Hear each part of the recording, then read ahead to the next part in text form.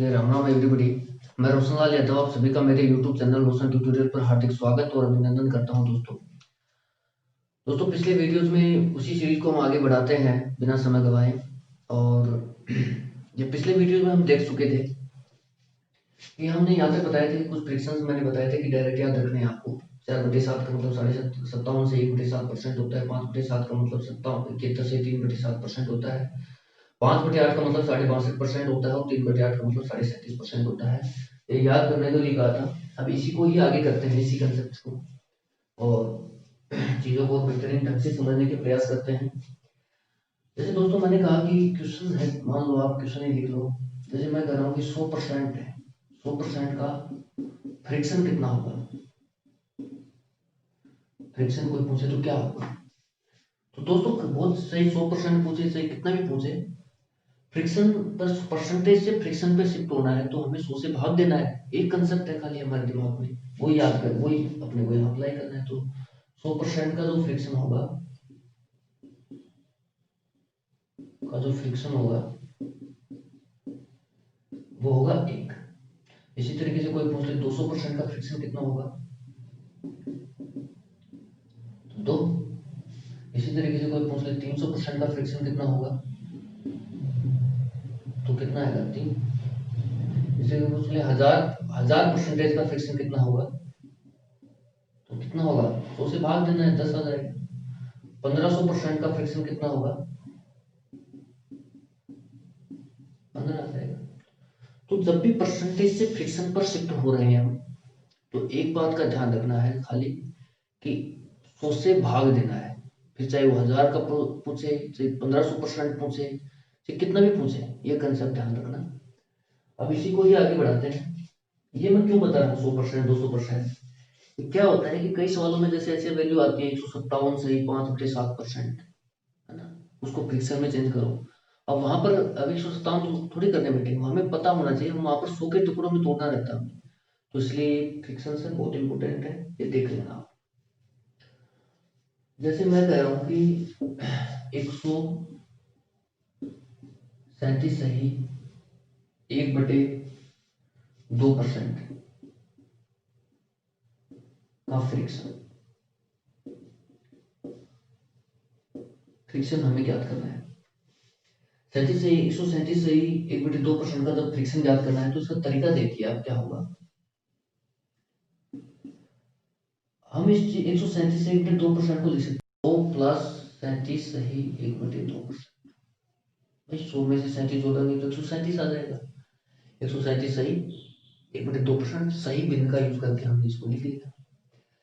अब 137 100% हो गया, ये 100% हो गया और ये 37 1/2% हो गया, लिख सकते हैं। अब हमें पता है कि 100% की तो फ्रिक्शन कितनी है, 1 है। 100% की फ्रिक्शन 1 है, प्लस 37 से 1/2% की फ्रिक्शन कितनी है, 3/8 है। ये आपको याद रखनी पड़ेगी, ठीक है। याद हो जाएगी, जैसे सारे सवाल करते रहेंगे तो धीरे धीरे हैबिट में आके याद हो जाएगी। अब यहाँ पर हमने एलसीएम ले लिया 8, तो 8 एलसीएम लेंगे तो 8 एकम 8 प्लस 3, तो 8 3 11/8, ये हमारा क्या हो जाएगा, आंसर हो जाएगा। अगर किसी को एलसीएम लेने में भी दिक्कत आ रही है तो कमेंट करके बता देना मेरे को, मैं आपको एलसीएम लेने का तरीका बता दूंगा आपको, ठीक है। मैं इतना समझ रहा हूँ कि एलसीएम तो एटलीस्ट सभी को लेना आता ही होगा, और फिर भी अगर किसी को दिक्कत आती है तो बेझिझक कमेंट करना, मैं इसका भी एक्सप्लेन कर दूंगा, ठीक है। इसके बाद जैसे हमने कहा कि इसी में आगे बढ़ते हैं, धीरे धीरे हम कंसेप्ट को खत्म करते जा रहे हैं, क्लियर करते हुए जा रहे हैं। जैसे मैंने कहा 433 सही 1/3% को फ्रिक्शन में कन्वर्ट करना है। 433 सही 1/3% को मैं लिख सकता हूँ 400 प्लस 33 सही 1/3। 400% बोल सकता हूँ, 33 से 1/3% बोल सकता हूँ। 400% की जो फ्रिक्शन होगी वो होगी 4। 400% की फ्रिक्शन कितनी होगी, उसे भाग दे लीजिए, 4 हो जाएगी। और 33 से 1/3% की फ्रिक्शन कितनी होगी? 1/3। एलसीएम लेंगे, 4 3 12 और 1 13, 13/3। ये हमारा क्या हो जाएगा? आंसर हो जाएगा। इसी प्रकार से जैसे 500, अगला क्वेश्चन है 562 सही 1/2% अगर आता है मेरे पास, 562 से 1/2% आता है, उसकी फ्रिक्शन मेरे को पूछता है, तो हम कैसे करेंगे? इसको लिख सकते हैं हम 500 प्लस 62 सही 1/2, 500% प्लस 62 सही 1/2%। 500% की फ्रिक्शन होती है 1 और 62 सही 1/2% की जो फ्रिक्शन होती है वो होती है हमारी 5/8। बताया था अभी 5/8 65% होता है। तो एलसीएम लेके जब इसको सोल्व करेंगे तो इसका जो आंसर आएगा वो आएगा 8 और 8 एकम 8 5 13, 13/8। तो ये इसका क्या होगा? आंसर हो जाएगा। एक और लेते हैं 516 सही, जैसे आप कोई भी ले सकते हैं, 516 सही 2/3%। तो हम इसको लिख सकते हैं 500 प्लस 16 सही 2/3%। 500% प्लस 16 सही 2/3% मैं इसको लिख सकता हूँ। तो 500% की फ्रिक्शन कितनी होगी?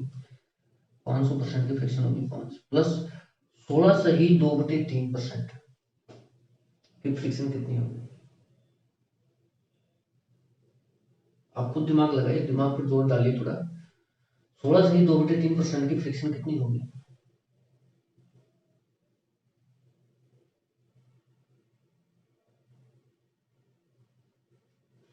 16 सही 2/3% की फ्रिक्शन होगी 1/6। एलसीएम लेके जब इसको सोल्व करेंगे तो ये आ जाएगा 31/6, 6 और 1 31/6। ठीक है। उसके बाद जैसे सवाल आ गया हमारे पास,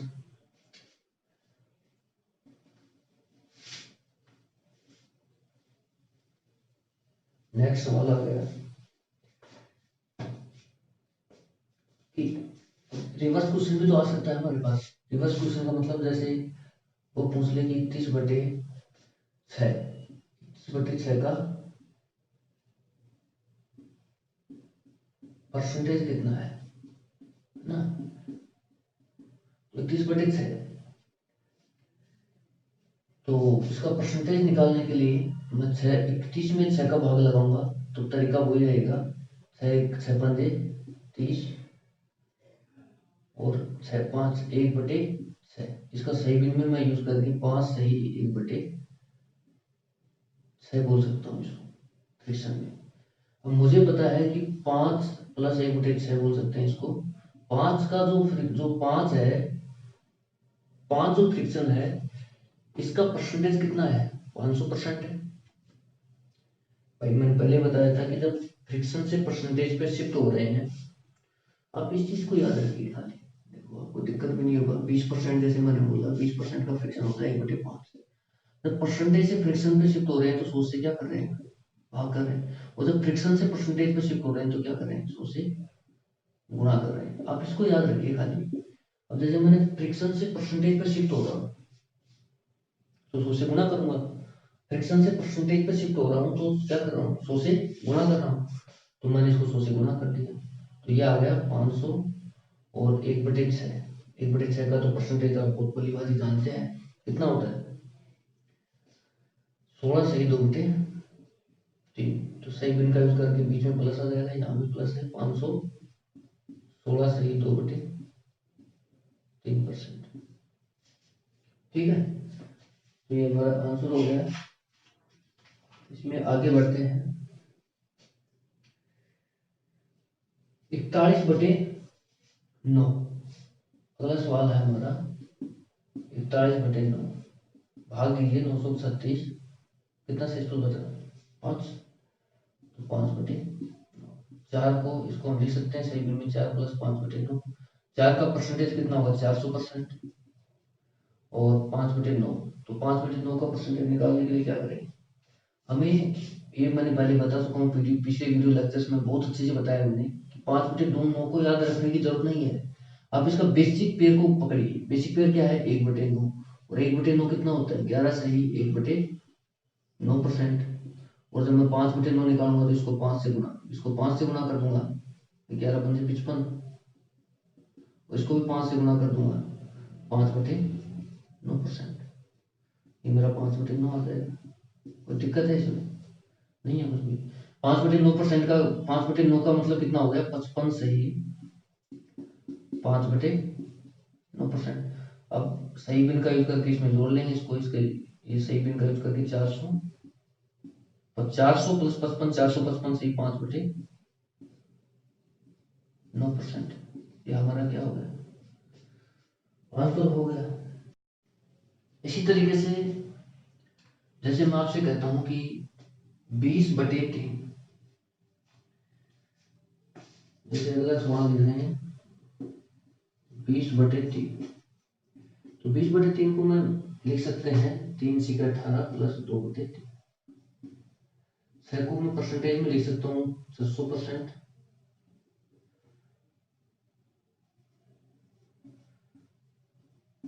प्लस 2/3। 2/3 को हमारे को सोल्व करने के लिए 1/3 की वैल्यू का पता होना जरूरी है। और 1/3 का मतलब होता है, 1/3 का मतलब कितना होता है? 33 सही 1/3%। भाई 1/3 का मतलब कितना होता है? 33 सही 1/3%।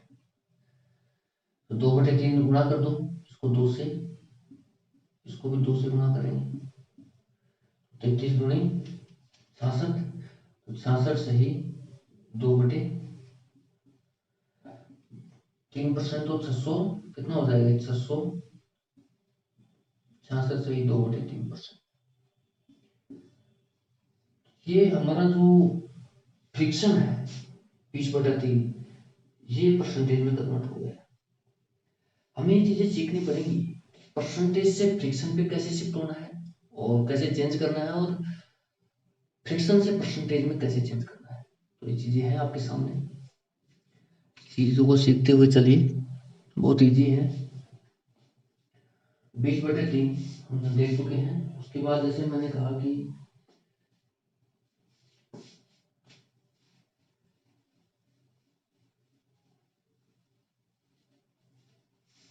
23/12 एक सवाल लिया मैंने, इनमें और भी कैसे हम टाइम बता सकते हैं वो भी देखेंगे। जैसे मैंने कहा कि 23/12, तो हम तो ये करेंगे भाई 12 का भाग देंगे, 12 प्लस 12×2 = 24, आप बता दिया। तो 11 1 से 11/12, एक को तो मैंने लिख दिया 100%, और 11/12, 1/11/12 को याद करने की जरूरत नहीं है हमें। 11/12 निकालने के लिए हमें 1/12 का वैल्यू का पता होना जरूरी है, ये हमें डायरेक्ट याद होना चाहिए। जैसे यहाँ पर अगर मैं निकालना चाहूँ तो 1/12, 1/12 का मतलब होता है 8 सही 1/3%। बस अब मेरे को 11/12 निकालना, तो फर्क क्या पड़ता है भाई? 8 सही 1/3 पता है, इसको 11 से गुणा करेंगे और इसको भी हम 11 से गुणा करेंगे, तो 11×8 = 88, और 11/3, 11/3 को हम लिख सकते हैं 3×3 = 9। भाई भाग ही तो देना है, बताया था डिटेल में, 3×3 = 9, और 2 से बच गया 2/3, 88 और 3 ऐड कर देंगे, कितना हो जाएगा? 91 सही 2/3%। ठीक है, तो ये हो गया हमारा 91 सही 2/3%। ठीक है, तो परसेंटेज देख लेना, 91 तो 191 सही 2/3% हमारा क्या हो गया? आंसर हो गया। इसमें भी हम टाइम बता सकते हैं, इसको बाद में एक बार और दूसरे तरीके से करेंगे, अभी थोड़ी देर में। अभी एक क्वेश्चन लेते हैं, इसको लिखा रहने देते हैं। क्वेश्चन है, जैसे मैं कह रहा हूँ कि 11/12, तो अब क्या करेंगे, 11/12 तो अभी हमने निकाला है, इस तरीके से निकाल सकते हैं। तरीका तो ये है कि जैसे 11/12 निकालने का ये तरीका हम फॉलो कर लें। अगर हम ये तरीका फॉलो नहीं करते हैं और भी चाहते हैं कि दूसरे तरीके से निकाला जाए सवाल को, तो और भी देख सकते हैं। जैसे इसको हम इससे भी तो लिख सकते हैं 1-1/12। अब जिन बच्चों को एलसीएम आता होगा उनको पता है कि 12 एलसीएम जब मैं लूंगा तो 12 एकम 12, 12 माइनस 1 11/12 ही आ जाएगा। इसका मतलब मैंने 12 एलसीएम लिया तो 12 एकम 12 माइनस 1 यानी कि 11/12 ही आ रहा है। ठीक है, तो ये लिखने का तरीका है कि हम इस तरीके से भी सवाल को लिख सकते हैं। अगर कोई ये ना करना चाहे तो इस तरीके से कर लें। तो 11/12 को हम लिख सकते हैं 1-1/12, और एक का जो फ्रैक्शन हो परसेंटेज होगा वो होगा 100%, और माइनस 1/12, और 1/12 जो है उसका परसेंटेज आता है 8 से ही 1/3%। अभी इसको घटाएं कैसे, ये समस्या आ गई है, इसको घटाएं कैसे। तो घटाने के लिए आपको कुछ नहीं करना। देखिए घटाने का तरीका बताता हूँ आपको। 100% में से 8 से 1/3% घटाने के लिए आप जो ये नंबर है यहाँ पर 8 से ही 1/3, तो 8 से 1 ज्यादा लें हमेशा। जैसे यहाँ पर घटा रहा हूं मैं, तो 8 से 1 ज्यादा कितना हो गया, 8 + 1 9 हो गया। इस 9 को 100 में से घटा दें, 100 - 9 कितना हो गया, 51। ठीक है, तो ये 51 आ गया यहाँ पर। अब इसको सोल्व करना है हमारे को। इसको सोल्व करने के लिए क्या करना है, 3 में से 1 को घटाना है। ध्यान से देखना, 3 में से 1 को घटाना है बटे 3, ऐसे कैसे रख लेना है। तो अंश और हर में से अंश को घटाना है और हर को एज इट इज रखना है। ये इस तरीके से घटाने का तरीका होता है, इसको हमारे को फॉलो करना है। तो इसको हम लिख सकते हैं 91 सही 2/3%। 81 2/3% यहाँ पर आ रहा था, 81 2/3% यहाँ पे। ठीक है, तो करने का तरीका बस यही है कि जैसे 1/3 को सोल्व करना है ना, तो आपको हर 3 में से अंश को घटाना है 1 को बटे 3, इसको कर सकते हैं 2/3। ठीक है, इसे 1/3 को सोल्व करने के लिए इस तरीके से हम फॉलो करें। एक बार फिर से रिपीट कर देता हूँ। 100% में से 8 से 1/3% को घटाना है, तो 100% में से 8 से 1/3% को घटाने के लिए 8 सही 1/3% होती है, मतलब 8 से ज्यादा 1 ज्यादा कितना होता है, 8 से 1 ज्यादा 9, तो 9 को घटा देंगे 100 में से, 91 आ गया। अब बचा है इसको सोल्व करने का काम। तो इसको कैसे करेंगे, हर माइनस अंश, हर 3 है, अंश 1 है, हर माइनस अंश बटे हर, इस तरीके से इसको सोल्व कर लेंगे, आंसर आ जाएगा। ठीक है, उसके बाद और सवाल लेते हैं। जैसे मैं कह रहा हूं कि 6/7। अब 6/7 को मेरे को परसेंटेज में कन्वर्ट करना है। कैसे करोगे, एक तरीका तो वो है जो बताया था भी, 1/7 को पकड़ो, 1/7 को फिर जो भी आ रहा है उसको गुणा 6 करके आप निकाल सकते हैं, बता दिया फिर। दूसरा तरीका और देख लो, इसको हम ऐसे भी तो लिख सकते हैं 6/7 को 1 - 1/7। तो 1 - 1/7 जब लिखेंगे तो 7 में से 1 गया तो 6, और 6/7 ही आना है। तो ये जो सवाल है ये बहुत इजी हो जाएगा। हमें पता है कि 1 का मतलब होता है 100%। ठीक है, 1 का मतलब कितना होता है, 1 का मतलब होता है 100%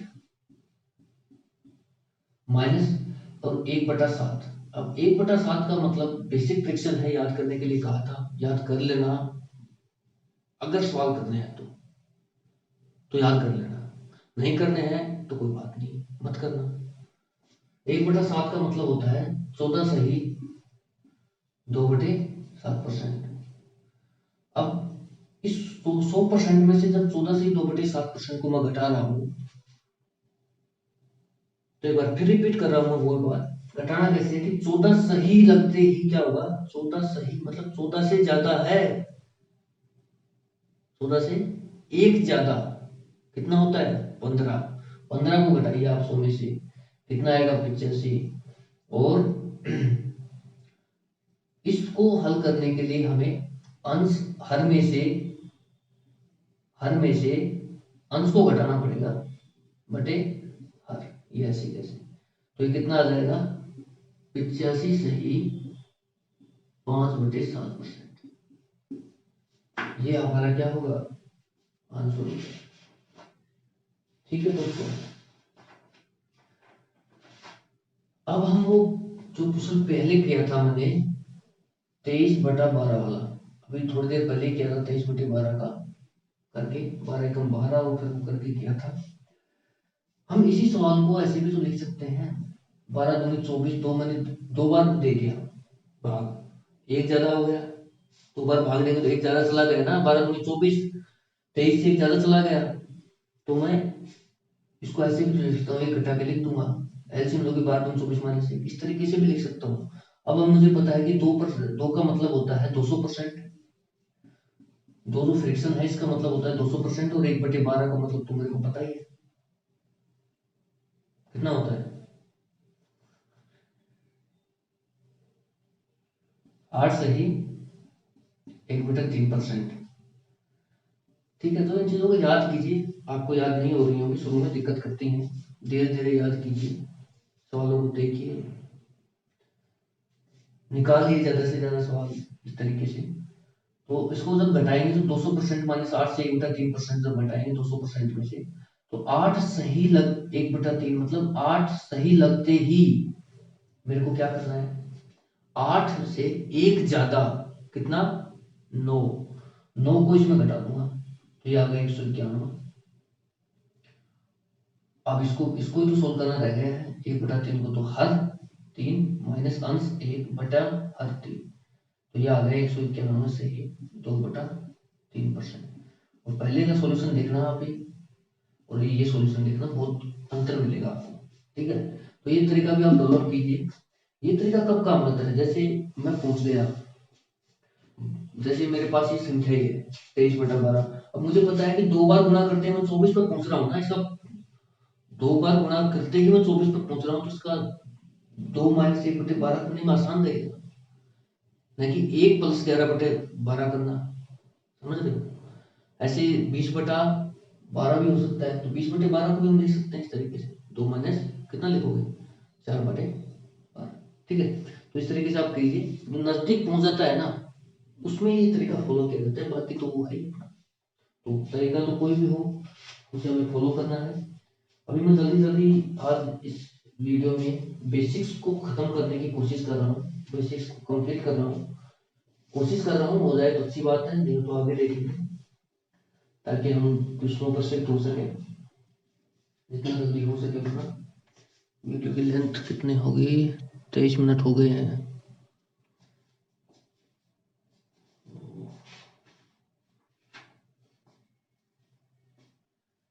ठीक है दोस्तों, आज के लिए इतना ही, आप कोशिश कीजिए, क्योंकि वीडियो अपलोड हो नहीं पाता है, यहाँ पर नेट की स्पीड स्लो है, इसलिए इस वीडियो अपलोड में नहीं हो पाता है, दिक्कत करता है, इसलिए मैं ज़्यादा लेंथ का नहीं बना पाऊंगा। बचा हुआ जो पार्ट है वो देखते रहेंगे आगे आने वाले समय। तो यही गुजारिश है आपसे, उम्मीद भी है कि वीडियो को प्रमोट करें, चैनल को सब्सक्राइब करना ना भूलिएगा, और वीडियो को लाइक करें, कमेंट करें, पसंद आ रहा है वीडियो नहीं आ रहा ये ज़रूर बताएं, ताकि मैं कंटिन्यू रख सकूं। और आज के लिए इतना ही, thank you so much for watching, जय हिंद।